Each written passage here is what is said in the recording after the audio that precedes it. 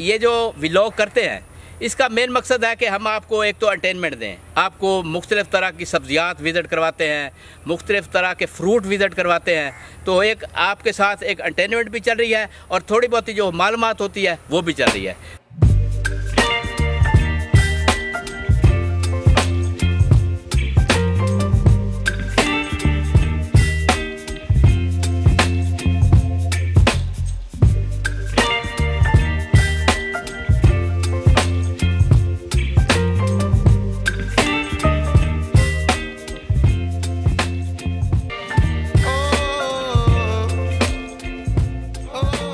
बिस्मिल्लाहिर्रहमानिर्रहीम। अस्सलाम वालेकुम दोस्तों, आज हम चक 5 फैज़ में एक मूंग की फसल के ऊपर खड़े हैं और माशाल्लाह फसल बहुत ही सेहतमंद और तवाना फसल है।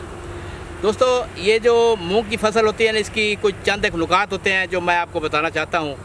इसकी जब आप काश्त करते हैं, ज़मीन तैयारी के बाद जब इसका आप खेले निकाल कर इसको प्लांटर के साथ लगाते हैं या आप चोपा लगवाते हैं, तो आप इसका सीड जो है इसको लाजमी ट्रीटमेंट इसकी लाजमी करें, इसके ऊपर जहर लाजमी लगाएं, क्योंकि वो जो पहले 30 से 35 दिन होते हैं उसमें जर्मिनेशन के बाद कीड़े का हमला बहुत कम मिकदार में होता है। तो एक तो ये हो गया। दूसरा, इसकी जब बिजाई हो जाती है, चोपा लगाएं या अपने खेल के ऊपर लगाया प्लांटर के साथ, तो आप इसकी दूसरे दिन इसके ऊपर डुअल गोल्ड या जो जड़ी बूटी मार जहर होते हैं इसका स्प्रे लाजमी करें ताकि जड़ी बूटी कवर। इसके ऊपर कुछ कीड़े भी हमलावर होते हैं, रस चूसने वाले कीड़े, सब्ज़ तेला हो गया, थ्रिप्स हो गया। उसके लिए आप लूना प्लस फिप्रोनिल का स्प्रे करें। इसके अलावा जनाब आप उलाला का स्प्रे कर सकते हैं, बेहतरीन कंट्रोल आएगा। और इसके अलावा साथ ही इसके ऊपर लश्करी सुंडी का अटैक भी होता है। मैंने यहाँ पर एक्जिगवा सुंडी भी देखी है। एक्जिगवा सुंडी की पहचान ये होती है कि वो आगे से बारीक होती है और पीछे से मोटी होती है, सब्ज़ रंग की होती है। बाज़ के ऊपर बाल होते हैं, बाज़ के ऊपर बाल नहीं होते, इसको एक्जिगवा सुंडी कहते हैं। इसके लिए आप मैच या बेड इस तरह की दवाइयाँ इस्तेमाल करेंगे तो इंशाल्लाह ये चीज़ें कवर हो जाएंगी। तो दोस्तों, ये जो मूंग की फसल है ना, इसको आपने शुरू में जब काश्त करनी है, इसके आपने DAP लाजमी देनी है। ये फास्फोरस खादें बहुत ज़्यादा लेती हैं। इसके बाद जब आपकी फसल तकरीबन 2 से 3 इंच, 5 इंच, 6 इंच तक हो जाए तो इसके ऊपर आप अमाइनो एसिड का स्प्रे भी कर सकते हैं। 1 से 2 स्प्रे करें, इससे फ्रूटिंग भी बहुत अच्छी, फ्लावरिंग बहुत अच्छी होगी, फ्रूटिंग बहुत अच्छी होगी और इससे बहुत फ़ायदा होगा। स्प्रे के बाद अक्सर औकात इसमें जड़ी बूटियाँ हो जाती हैं। चिब्बड़ बूटी हो गई, पैसा बूटी हो गई। इसका बेहतरीन हाल ये है कि आप लेबर लगा के इसको रंबी के साथ इसकी गोडी करवाएं और इसको तल्फ करें, क्योंकि जो चिब्बड़ होता है ये मूंग की फसल के ऊपर इस तरह फैल जाता है। जो मूंग खुराक ले रहा होता है ज़मीन से या रोशनी से ले रहा होता है तो उसमें भी वो हिस्सा डाल लेता है चिब्बड़, उसको पौधे को ऊपर नहीं होने देता। तो ये चीज़ आप इंशाल्लाह कवर करेंगे। और दूसरा, ये इतनी महंगाई का दौर है, आप अगर इससे अच्छी पैदावार लेना चाहते हैं तो अच्छी पैदावार लेने के लिए आप इन गुजारिशात पर अमल करेंगे, जो कि 10 से 12 मन, 13 मन, ये कोई एवरेज नहीं होते, इससे खर्चे भी पूरे नहीं होते। तो आप कोशिश करें कि इसकी ज़्यादा पैदावार लेने के लिए जो आपको हमने सिफारिशात की है इसके ऊपर अमल करें और इंशाल्लाह आप भरपूर पैदावार लेंगे। 25 से 30 मन तक इसकी एवरेज आ जाए तो ये बेहतरीन खर्चा निकालती है। तो आपको अब फसल विजिट करवाते हैं।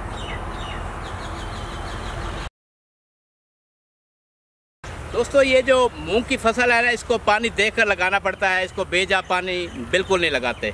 तो इसका पानी मांगने का जो फसल का तरीका होता है, वो पानी किस टाइम मांगती है, इसका बेहतरीन तरीका है, जटाका तरीका है, वो मैं आपके साथ शेयर करता हूँ। उसका तरीका ये है कि आप असर के बाद अपनी फसल में आ जाएं और अपनी फसल का विज़िट करें। विज़िट में आपको फसल बता देगी कि वो पानी मांग रही है या नहीं मांग रही। ये दोपहर को तो अक्सर टेम्परेचर हाई होता है, जिसकी वजह से पौधे इस तरह पत्ते नीचे गिरे होते हैं, मालूम होता है इस तरह की फसल अब गई, लेकिन नहीं। इसका बेहतरीन पानी का फसल का मांगना या ना मांगना, आप असर के वक्त आएँ, असर के बाद आप फसल विजिट करें। अगर आपकी फसल बिल्कुल सरसब्ज खड़ी है, बेहतरीन सर उठा के खड़ी है, तो इसका मतलब है कि वो अभी पानी नहीं मांग रही। अगर आपकी फसल ने इस तरह पत्ते नीचे गिराए हुए हैं और बेहाल हालत में खड़ी है, तो इसका मतलब है कि आपकी फसल पानी मांग रही है। तो ये बेहतरीन तरीका है फसल के पानी चेक करने का।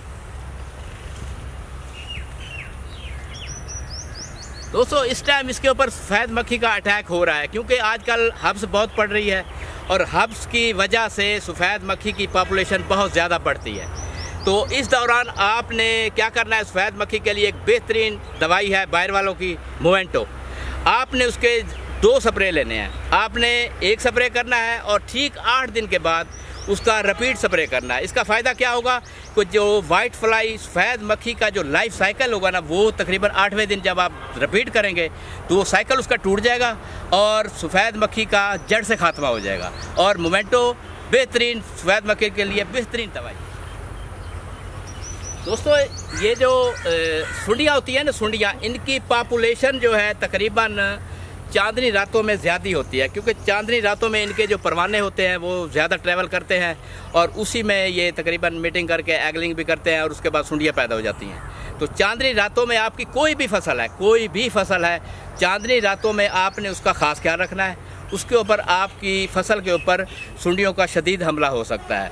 तो सुंडियों के इस टाइम मैंने आपको बताया भी है पहले कि यहाँ पर एक्जिकवा है और इसके साथ कुछ चंद एक मुझे लश्करी सुंडियाँ नज़र आई हैं, लेकिन आजकल चांदनी रातें नहीं हैं तो अभी इसका अटैक बहुत कम है। तो उसके लिए मैंने आपको बेल्ट, मैच और इससे भी बेहतर दवाइयाँ आपको मार्केट में मिल जाएंगी, उसका स्प्रे करें और उसका बिल्कुल तल्फ हो जाएगी इंशाल्लाह। दोस्तों, ये जो मूंग की फसल है ना, मूंग की फसल, ये पानी खुद मांगती है। ये जब पानी मांगे आप इसको उस टाइम पानी लगाएं। बेजा पानी लगाने से क्या नुकसान होगा, ये पौधा झाड़ की तरफ, बढ़ोतरी की तरफ चला जाएगा और फल की तरफ नहीं आएगा। तो ये इसको जितना कम पानी लगाएंगे ये उतनी ज़्यादा फ्रूटिंग देगी। तो दोस्तों, ये हमने आपको आज मूंग की फसल विज़िट करवाई है। तो ये फसल भी बहुत ज़्यादा ग्रोथ इसने की हुई है, इन्होंने पानी बहुत ज़्यादा लगाया है। तो मूंग की फसल है, ये खुद पानी मांग कर लेती है। तो जब ये पानी मांगे आप उस वक्त इसको पानी दें। बेजा पानी का इस्तेमाल बिल्कुल ना करें, ये झाड़ की तरफ चली जाएगी और इसके ऊपर फ्रूटिंग बहुत कम आएगी। तो दोस्तों, हम ये जो व्लॉग करते हैं इसका मेन मकसद है कि हम आपको एक तो एंटरटेनमेंट दें, आपको मुख्तलिफ़ तरह की सब्जियात विज़िट करवाते हैं, मुख्तलिफ़ तरह के फ्रूट विज़िट करवाते हैं। तो एक आपके साथ एक एंटरटेनमेंट भी चल रही है और थोड़ी बहुत जो मालूमात होती है वो भी चल रही है। तो आपने हमारे चैनल लकी ऑफिशियल 5F को सब्सक्राइब करना है और कमेंट्स में अपनी आरा से लाजमी आगाह करना है। तो इसी के साथ मैं अब आपसे इजाज़त चाहता हूँ। इंशाल्लाह नेक्स्ट टाइम किसी नए व्लॉग में मिलेंगे। अस्सलाम वालेकुम व रहमतुल्लाहि व बरकातहू।